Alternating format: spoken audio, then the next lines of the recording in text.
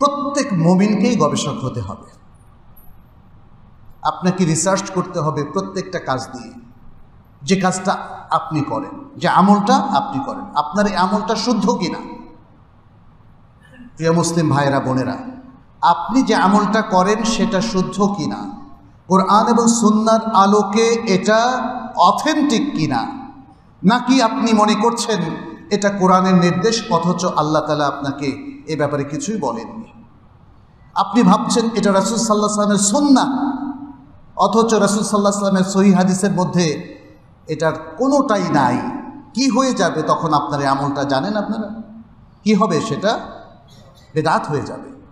যদি আল্লাহ এবং তার রাসূল সাল্লাল্লাহু আলাইহি ওয়াসাল্লামের নির্দেশনার বাইরে আপনি কোনো ইবাদত, কোনো সওয়াবের কাজ করেন, এটা আমাদের সকল স্কলার, সব যুগের সকল স্কলার একমত, আপনার এই আমলটা ইনভ্যালিড হয়ে যাবে, বাতিল হয়ে যাবে। কারণ এটা তখন বেদাত বলে গণ্য হবে। কারণ আমাদের প্রিয় রাসূল সাল্লাল্লাহু আলাইহি ওয়াসাল্লাম বলেছেন, ইয়াকুম ওয়া মুহদাসাতিল উমুর, সাবধান, তোমরা দ্বীনের মধ্যে নতুন নতুন উদ্ভাবিত কাজ থেকে দূরে থাকো। ফা ইন্না কুল্লা মুহদাসাতিন বিদআহ, কারণ দ্বীনের মধ্যে নতুন উদ্ভাবিত প্রত্যেক আমল হচ্ছে বেদআহ।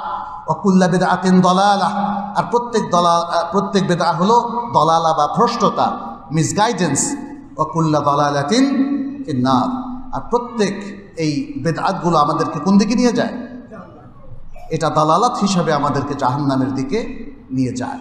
তাহলে প্রত্যেক বেদআতের সর্বশেষ ইন্ড রেজাল্ট বা শেষ ফলাফল, শেষ পরিণতি কি? জাহান্নাম। তাহলে বুঝুন, আমাদের অনেককে বলতে শোনা যায়, আপনি যদি এটাকে বেদআতও বলেন, আমি তো আল্লাহর মহব্বতে করছি।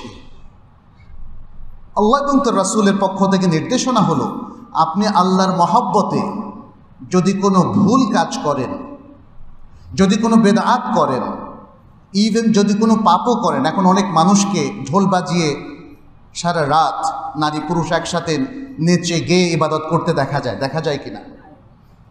তারা বলেন এটা আমরা আল্লাহর জন্য করি, অতএব আল্লাহ কবুল না করে কি পারবেন? আপনাদের কি মনে হয় আল্লাহ কি যে কোনো আমল কবুল করতে বাধ্য নাকি? অবশ্যই নয়। বরং আল্লাহর সিস্টেমের মধ্যে যেটা পড়বে সেটা আল্লাহ অ্যাকসেপ্ট করবেন, যেটা তার সিস্টেমের বাইরে চলে যাবে সেটা বেদআত বলে গণ্য হবে এবং সেটা কখনোই গ্রহণযোগ্য হবে না।